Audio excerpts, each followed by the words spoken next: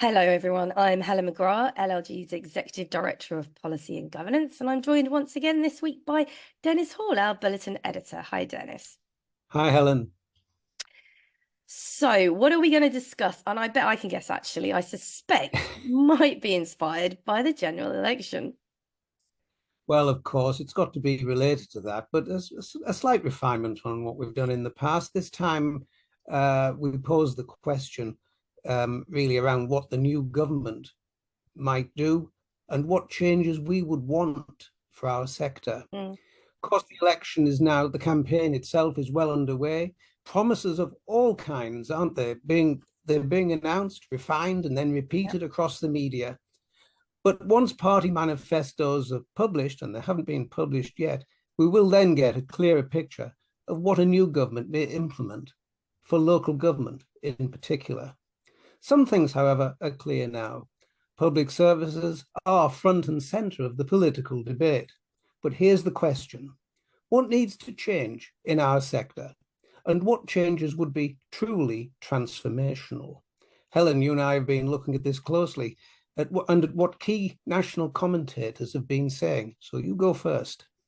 Okay, well, I mean, I know that political parties have been urged to put the public sector at the forefront of their manifestos following the announcement of the general election. So there's been quite a lot of commentary by a number of stakeholders in relation to this. So look, I'll just pick CIPFA first. That's the Chartered Institute of Public Finance and Accountancy, who I'm pleased to say that we do regularly meet with and do work with, because it's incredibly important in terms of the role of the Section 151 officer.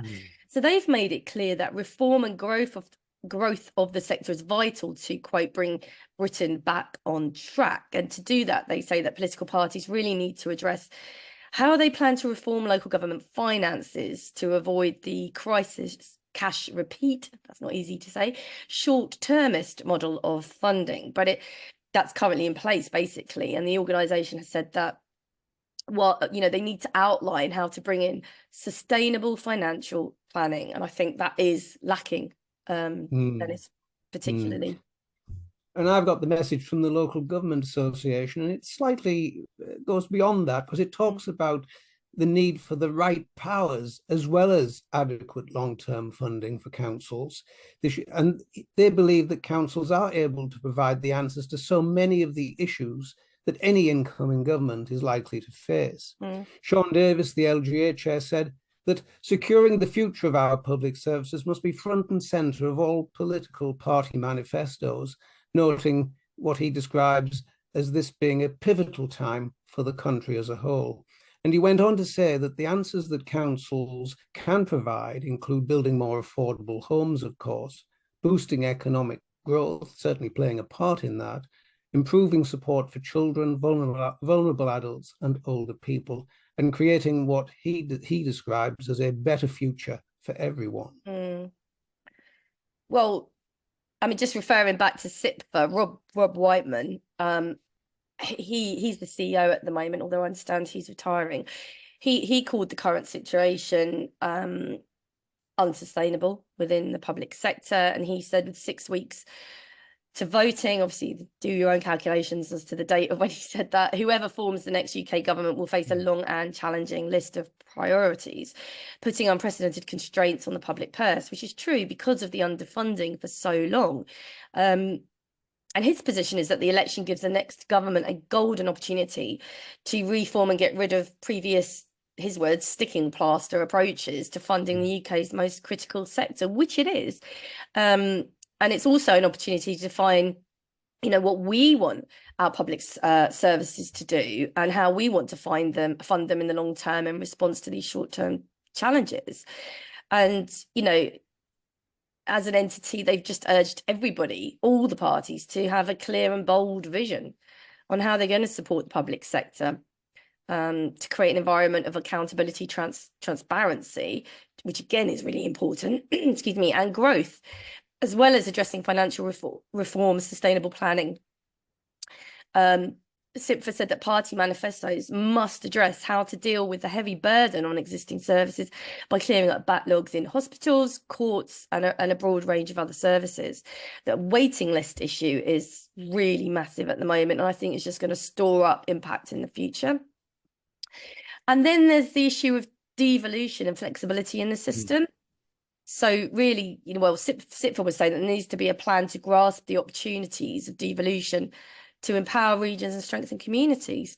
So, the next government will need to commit a proper settlement, especially in relation to adult social care, to meet the scale and need of demand.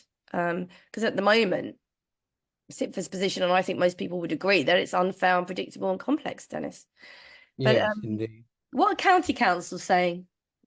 Well, yes, they have a similar message, but their focus is on two things, not just funding, but very clearly on the issue of local government reform. And the County Councils Network has called on the next government to urgently set out how it will fund local authorities and reform council services once in office. But they warn that local services could face a breaking point. And they point out that county authorities, just county authorities, are facing a £2 billion funding black hole over the next 2 years. Now, they've launched a document called Manifesto for Counties, and they describe this as a blueprint for sustainable county and unitary councils and better local services for residents. But the manifesto again warns that the incoming government will inherit a situation with council finances being extremely precarious. Now, CCN argues, however, that additional funding alone will not ensure that councils are sustainable in the future. It's a very powerful message they give in this document. And they say the government must set out a bold and brave package of reform in local services because they face the biggest financial and demand pressures alongside extra funding. Yeah. So I think there's a general agreement here with all of these messages as to what's required in terms of funding and the need for stable financial planning. But there is talk of reform as well. The CCN in particular emphasised this need for a whole-scale look, a refresh in the functioning of local government. So that's the sector, as it were. But moving on, the Law Society too have sent a message to the next government. The Law Society have expressed views on the general election too as it approaches its bicentennial year towards the end of 24. They say this is a prime opportunity to secure commitments from major political parties to uphold the rule of law and access to justice, and ensuring a sustainable future for the legal system in England and Wales. In any other context, Helen, these would be unremarkable requests from the Law Society. But of course, we live in exceptional times with court buildings and court lists in a deplorable state of affairs. And of course, we have to remind ourselves, don't we, that this Parliament is the one that began in 2019. And we've seen over that period extraordinary challenges to the rule of law, threats to judicial review that we've covered, both of us, in our work for LLG. Then there was the Supreme Court prorogation case. Do you remember that? And then more recently, the Rwanda legal case. So again, the rule of law issues are front and center of what a future government would need to tackle. And of course, we foresee that there's a potential for the post office scandal to spill over and lead not just to regulatory change for in-house solicitors, but also legislative changes to the way solicitors operate in corporate settings as a whole. And that's as well as the changes that are bound to happen to criminal procedures and to disclosure in particular. So I think there's a lot in there that will be on the agenda of the incoming government. And then looking geographically, we've got the capital, we've got London, and London, of course, has its own special issues. But of course, it could be said that those issues face other big cities in the country as well. Yeah, I think that's probably every major city across England and Wales. But I mean, whichever party forms the next government, they will need to urgently address London's challenges, especially the worsening housing crisis. And I think, as we've said, that's playing out across England and Wales. But just in respect of London Council's chair, that's the councillor Georgia Gould. She had a letter published in the Financial Times last week, and it said that London's future growth is integral to the UK's economic prospects, and that whichever party forms the next government, it will be crucial to address the capital's immense challenges. And she said that despite its resilience, London's worsening shortage of affordable housing represents a critical threat to the capital's cohesion and success, both economically and socially. And of course, we saw the Renters Reform Bill being dropped. That didn't get through before Parliament was dissolved. So London councils estimate that 1 in 50 Londoners is homeless and living in temporary accommodation arranged by their local borough. 1 in 50. Now that's a staggering number, Dennis, and also huge pressure on local authorities as well.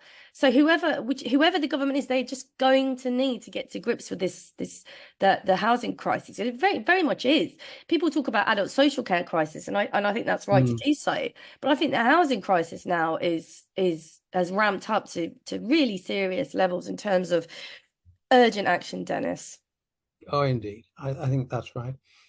And just rounding off, Helen, we're bound to ask some of the what in comparative terms seem more granular issues, but nonetheless important, the issues that we've discussed concerning our members over the years, and specifically in relation to our sector. What would our wish list be for government? There's the remote meetings issue, which is still hanging out there and hasn't been dealt with. Then there's that issue around the standards regime and that it lacks teeth. Will there be legislation on that? I know there have been promises by this government to deal with the role of the monitoring officer and to strengthen it, but what will happen with that? You know, there is an argument that because governance is on the agenda because of a whole range of things that are happening that have attracted national attention elsewhere. Is the monitoring officer's role going to be recast so that they have an environment where they can be unfettered in the way that they work and feel free to exercise their powers when they need to do so? Then there's a question you yourself have raised, Helen, about is the need for consolidating local government legislation. You know, there've been so many add-ons to the main act, the 72 Act over the years. It is a mess, isn't it? That's basically it. But is there a prospect? What do you feel? Is there a prospect of any of these things happening, gaining any traction from the manifestos and the? I mean, I think it very much depends, doesn't it, on which government we get. But I do like to think, Dennis, that we can get remote meeting provision into play within the next couple of years. There's just so many positives for doing so and so few negatives. So we're still really holding fast to that campaign, along with many others, including ASDO, NALC and SLCC. And of course, with the advent of artificial intelligence and the way court systems use remote meetings, so many other people use it, we can't be left behind. So I think we will get there. We will, of course, LLG will push for MOs to be legally qualified in order to raise the status of the profession. And the board are firmly behind that. So that remains a really big campaign. And I know there is some debate around it, but it seems to me eminently sensible. And we've got backing from Solace and SIPFA in regards to that as well, because they can see the prudence in it. Ethical standards. Well, let's hope we see a more robust response to ethical standards. LLG want the government, whoever that might be, to honour the commitment of the recent government to strengthen statutory protections for monitoring officers as advised by the Committee on Standards in Public Lives Review. They said they would do that. I don't know how long ago, I've stopped counting, years ago. But they said they would do it and they haven't done it. And I think it's tremendously important. And the more we look at the role of the monitoring officer, which, by the way, probably needs to be completely looked at again, it's absolutely essential that their protections are far more concrete in order to enable them to do their job and as we talk about, speak truth to power. We absolutely want sanctions, Dennis, don't we? How can behaviour be held to account without them? It just, it's all very well saying, well, people can vote at the ballot box and bring people to account. Not very helpful, is it, when bad behaviour is actually occurring? So, and you're right in respect to the Local Government Act. We've discussed before the archaic nature of local government law in England under the 72 Act and how much a lot of it actually dates from the 30s and in some places you've said before even that. And the world's changed. and it has become quite piecemeal, and local government just needs effective modernisation. And we're not the only ones calling for a reform of that act either. NALC are really interested in it as well, and SLCC, because I think we can't carry on living in the 70s, you know. So well, you're absolutely right on this, Helen, because yeah. take one example, take the monitoring officer's role. I mean, I was a monitoring officer at a time when there was no responsibility for members' standards and ethics. That's how it came in 1989. And the role was really brought in following the Widdicombe Commission, which took place, I think, in the John Major government at the time. And the idea was that the monitoring officer was there to do reports where policy proposals in particular were being challenged and there were issues around them. There was the issues concerning members and standards were not on the horizon at all at the time that the monitoring officer's role was created back in the forgive me, my memory escapes me. I think it was either the late 80s or the early 90s when the idea of a monitoring officer was first canvassed and then brought into legislation in the Local Government and Housing Act. It's coming back to me in 1989. Yes, that's correct. Yeah. And I think, but the world was a different place then, wasn't it? Of course. There was a lot more, you know, generally you had your borough solicitors. There was a lot more respect, I think, in society in general. More tolerance, I think, is the word I prefer to use. Yeah. A lot more tolerance of divergence in opinion. And we can see that since Brexit, you know, things have been exacerbated as a result of the polarization of opinions on a number of political topics. But I think Brexit stands apart as the prime issue, if you like, that has divided people and encouraged this polarization of thought and opinion. I think that's right. Brexit, definitely. I actually think COVID has done something as well. Yes, it has. I agree. So, and I can't quite put my finger on why, but I do think it did. So, and also actually just to say as well, because I mentioned AI earlier, I think we need to see some robust safeguarding around AI, some fuller conversations about how that's weaved into local government and more broadly. And I think the next government are really going to have to look at that far more seriously. Yes, I'm remiss, Helen. I should have mentioned one of the big things coming forward is AI governance. Yeah. And monitoring officers are really increasingly going to have to get more involved, I think, in the, if you like, the IT infrastructure of their authorities and the governance of these automated systems for decision making. Yeah. Which, you know, they are remarkable in what they do, and clearly they give rise to a number. They're driven by efficiencies and so forth. But the governance challenges around this are truly immense.